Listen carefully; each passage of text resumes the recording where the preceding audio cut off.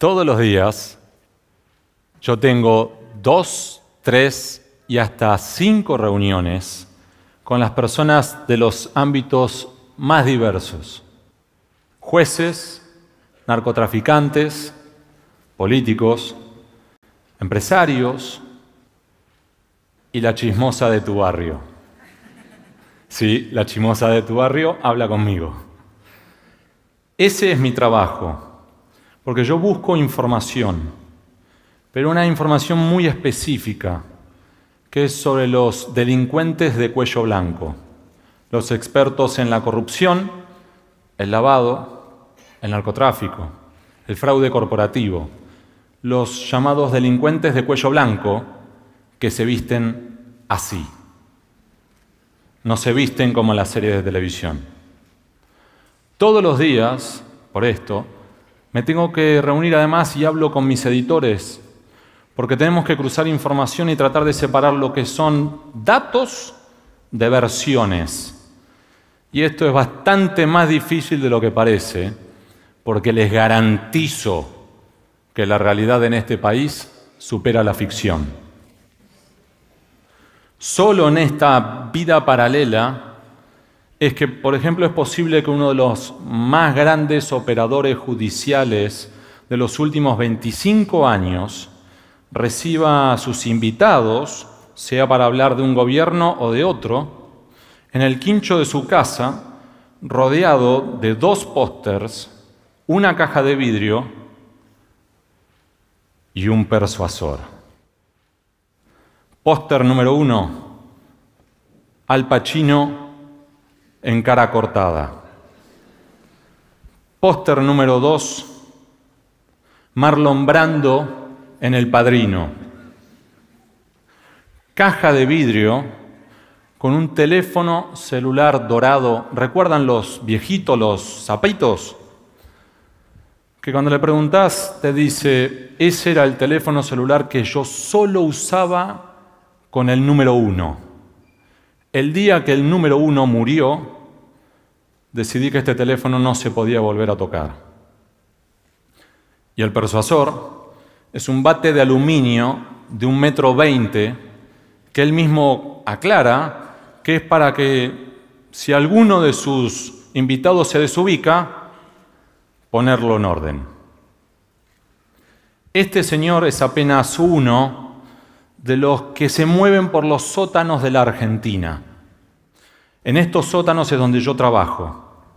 En estos sótanos, de hecho, aclaro que este hombre no es ni siquiera de los más bravos, pero en estos sótanos se definen algunos de los asuntos más graves y sensibles de la vida institucional de la Argentina de los últimos 25 o 30 años. Y es allí, en lugares como este, donde se guardan algunos de los secretos más incómodos del poder. Les voy a contar uno. En la Argentina, si vos, cualquiera quiere competir por la presidencia, va a necesitar 100 millones de dólares. Repito la cifra. Sí, son 100 millones de dólares. Uno dice, es muchísimo. Si querés competir para intendente de Escobar o de La Plata, necesitas entre $500.000 y $1 millón.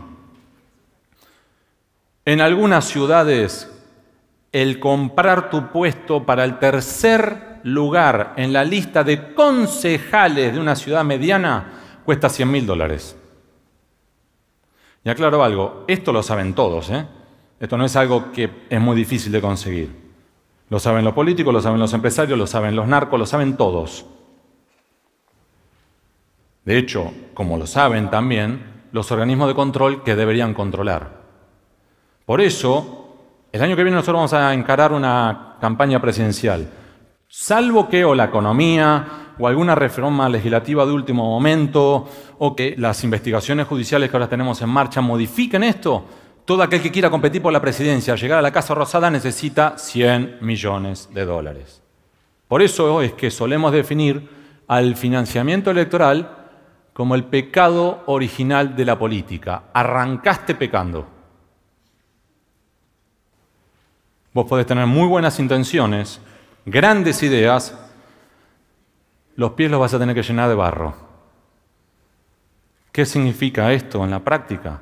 Que por arriba de la superficie podés tener candidatos que compiten entre sí, debaten, y por debajo de la superficie podés tener que un candidato financie la campaña de otro porque le muerde votos a su principal contendiente. Y este, que no es estúpido, a su vez financia la campaña de otro para morderle votos a su principal rival.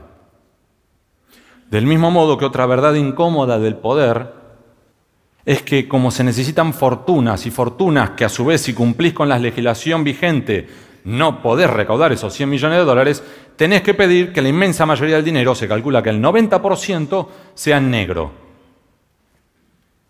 ¿Esto qué lleva a su vez? Que necesitas cash y necesitas valijeros. Del otro lado, ¿quiénes son los que ponen el dinero? Primero, empresarios. Algunos de los grandes empresarios que ahora estamos viendo desfilar por tribunales. Y muchos de ellos, aclaro, como no pueden sacar fondos de sus balances, lo que hacen es ofrecer pago en especie. ¿Qué significa esto? Vos venís y pedís 500.000 dólares. No te puedo dar, tengo una fábrica de empanadas. Te ofrezco, yo te doy las empanadas para todos los actos de campaña en todos los lugares donde yo tengo una sucursal. El que tiene o fabrica autos, te entrega autos. El que fabrica o distribuye celulares, te entrega los teléfonos celulares para tu campaña. Esto es una realidad de los sótanos. Ustedes me pueden estar diciendo, bueno, ¿y en qué se gastan estos, por ejemplo, 100 millones de dólares? Y por otro lado, ¿estos son los únicos? No, porque tenés empresarios que apuestan por los candidatos como si fueran caballos de carrera. Apuesto por el primero, pero al mismo tiempo por el segundo, y por la duda que salte la banca, también por el tercero. Y no solamente los empresarios. La policía, por ejemplo, muchas veces prepara bolsos de la recaudación ilegal y los entrega. ¿Para qué? Para generar un compromiso de ida y vuelta. Ahora yo sé que vos sabés, y es mutuo. Y los narcos, cada elección están llegando más lejos y más alto. Y por el lado de los gastos, dos son los grandes rubros cuando hablamos nosotros con los equipos de campaña fuera de micrófono y hablamos en serio. El primero, la impresión de boletas electorales y los fiscales. El segundo, los periodistas y los medios de comunicación. Rubro 1. En el mundo se calcula que vos necesitas 1.3, repito, 1.3 boletas electorales por persona. En la Argentina, 5, porque te las roban. Con una combinación adicional, si te roban las boletas, vos tenés que estar preparando todos los fiscales. Y vos decís, bueno, no puede ser tanto dinero, si además son voluntarios. Sí, serán voluntarios, pero los tenés que capacitar, los tenés que llevar al centro de votación, tienen que tener un jefe superior, que tiene que tener un teléfono celular, le tenés que dar una vianda y los tenés que traer de vuelta. Multipliquen esto por 95.000 mesas electorales, que son las que tuvimos en 2015, van a ser más ahora en 2019. Y por el otro lado, medios de comunicación y periodistas. Este es uno de los rubros más caros. ¿A ustedes no les sorprende cuán difícil es a veces hablar con un candidato y no lo consigue nadie, no lo consigue nadie? Cuando finalmente ese candidato acepta hablar en una entrevista periodística, la pregunta más difícil que le hacen es, ¿hace calor en Jujuy? La entrevista más cara de 2015 costó $42.000. Dicho por ellos, ¿sí? Por los equipos de campaña. Ahora, me centré en el financiamiento electoral y estos son los usos y costumbres de los sótanos de este sector. Que a su vez esto está dentro de un entramado que incluye mucho más. Porque también incluye, por ejemplo, a los policías que mencioné antes, con un dato adicional. Hay muchas comisarías que se licitan, se subastan, se rematan. Se la queda el comisario que ofrezca más dinero. Entonces, yo ofrezco por tal comisaría pagar $100.000 por mes. Entonces, si aceptan mi oferta, yo a su vez después tengo que salir a recaudar dinero a como dé lugar. ¿De dónde? ¿Cómo? Estos son los policías. Y aclaro, en cada uno de los rubros hay muchísimas y muy honrosas salvedades. Y no hay que generalizar. Lo que estoy contando es cómo es un entramado. Del mismo modo, hay muchos periodistas que no informan, cobran por su silencio. Hay fiscales que no investigan, cajonean expedientes. Hay jueces que se encargan de prescribir los expedientes. Empresarios que no compiten, se cartelizan. Sindicalistas, algunos que defienden a los trabajadores y muchos otros que entienden clarísimo la premisa básica que no hay mejor huelga que aquella que no se hace, pero te permite negociar.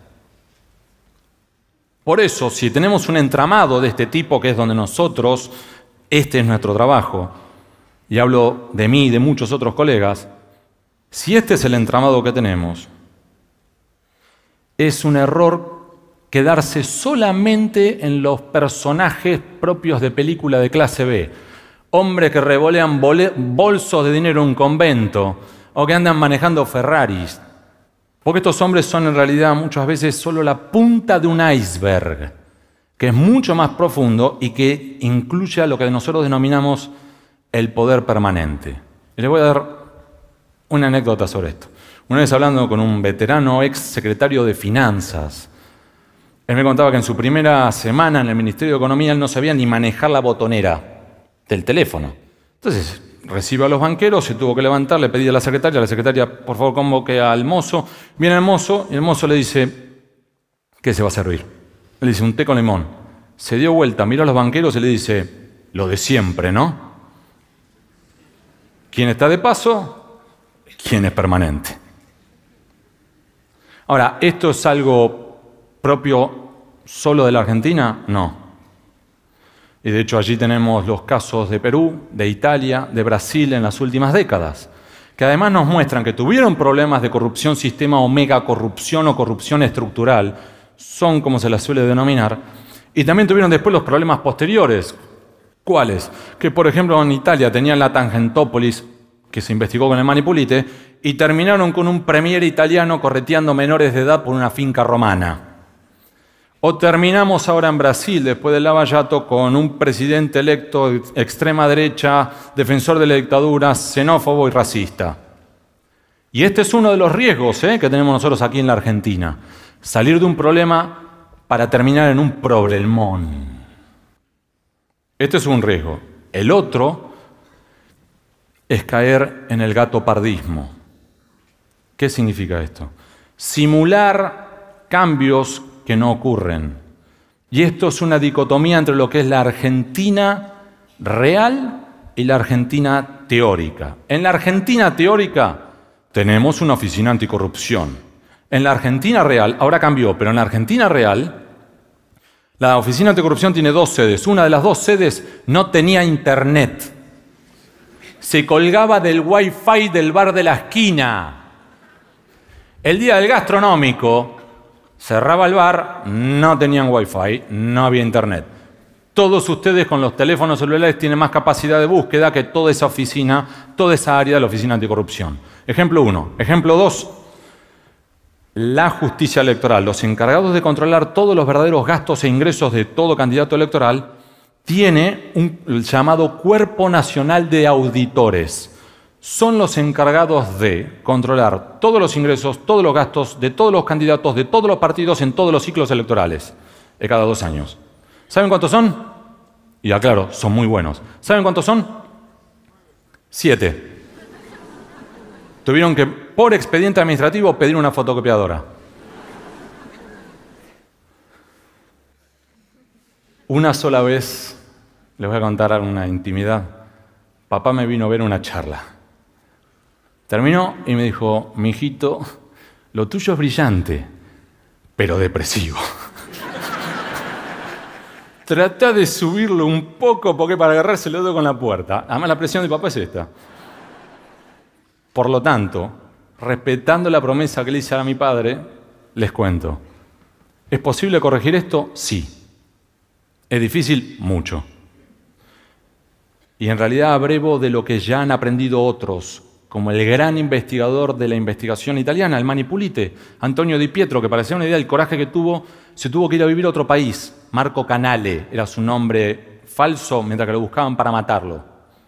Él y otros como él cuentan que el momento clave, el punto de inflexión, es cuando los ciudadanos se involucran y empiezan a ejercer presión, meten presión.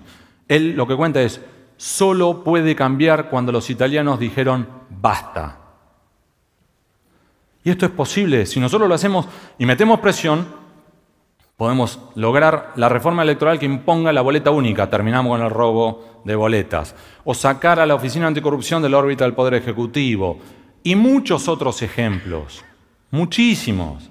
De hecho, nosotros lo hemos tenido en la Argentina, infinidad de veces. La marcha del silencio en Catamarca para exigir que se resolviera el homicidio de la chiquita Morales. O el 2x1, cuando hubo un fallo de la Corte y se movilizó la ciudadanía. O la 125. Elijan ustedes el debate por la legalización del aborto, que los legisladores no iban a los debates. Y de repente vieron que la ciudadanía sí estaba involucrada en algo que ellos no. Y a favor o en contra, pero tuvieron que ponerse los pantalones. Entonces, sí es posible, pero depende de nosotros.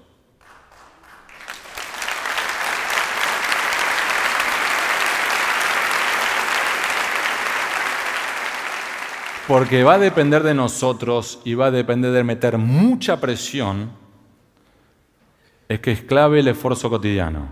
Y hasta que eso no ocurra, yo y otros como yo nos moveremos por el sótano hablando con los Tony Montana y los Vito Corleone y esquivando los bates de aluminio.